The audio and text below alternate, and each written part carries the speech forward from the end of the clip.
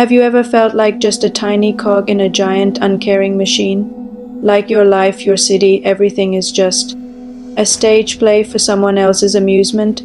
Well, for Elara, that feeling was about to become terrifyingly real. Elara was an architect, but she was jaded, burnt out. Her dreams of building beautiful, functional spaces for people had been crushed by corporate greed and soulless high-rises. Then a strange inheritance arrived, a letter from a great uncle she barely knew, and a key to a dusty old attic. Inside, she found it, an impossibly detailed model of a city, her city. At first, it was a curiosity, a welcome distraction. She noticed a miniature park in the model that had been paved over in real life years ago. On a whim, using tweezers and a bit of moss, she restored it. The next morning, on her commute, she stared in disbelief. The real park was back. The asphalt was gone, replaced by lush green grass and blooming flowers, as if it had always been there. This was no coincidence. A thrilling, godlike power surged through her. She started small, fixing potholes, adding a new bridge to ease traffic. Each change she made in the miniature world manifested overnight in the sprawling metropolis outside her window. She was fixing her broken city, one tiny piece at a time. The media hailed it as a series of urban miracles. Elara, the anonymous savior, felt a sense of purpose she hadn't felt in years. She was finally building her perfect city, but perfection has a price. She started noticing things, faint, shimmering figures in the corner of her eye as she worked on the model, a low hum that seemed to emanate from the tiny streets. One night, while replacing a miniature street lamp, her hand slipped.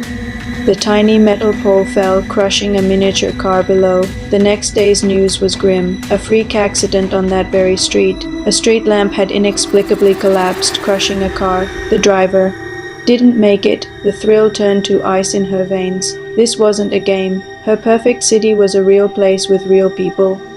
Her people. That night, the shimmering figures became clearer. They weren't figures, but presences, ancient, vast, and hungry. They coalesced around the model, their forms indistinct like heat haze. They didn't speak in words, but she understood. The thoughts flooded her mind, cold and alien. The city wasn't hers, it was theirs. It was a farm, a terrarium. The model was the control panel and humanity.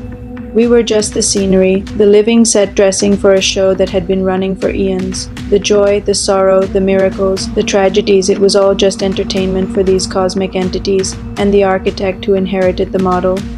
They weren't a savior, they were the showrunner, the puppet master forced to make the puppets dance for their true audience. Elara looked from the hungry, shimmering things to the model city, her city glowing under the attic light. Her inheritance wasn't a gift, it was a curse. A gilded cage. She could create utopia, but every move she made was just feeding the ancient things that watched from the dark. She could try to destroy the model, but what would happen to the real city, so intrinsically linked to it? Would it just vanish? Or would it unleash something far, far worse? Now, Elara sits in the attic, the architect of a million lives and a prisoner to a billion-year-old audience. Every day she faces a choice: curate the perfect show and keep the entities fed and docile, or rebel and risk bringing the entire production crashing down on everyone. She is the god of her city and its most helpless victim. What would you do?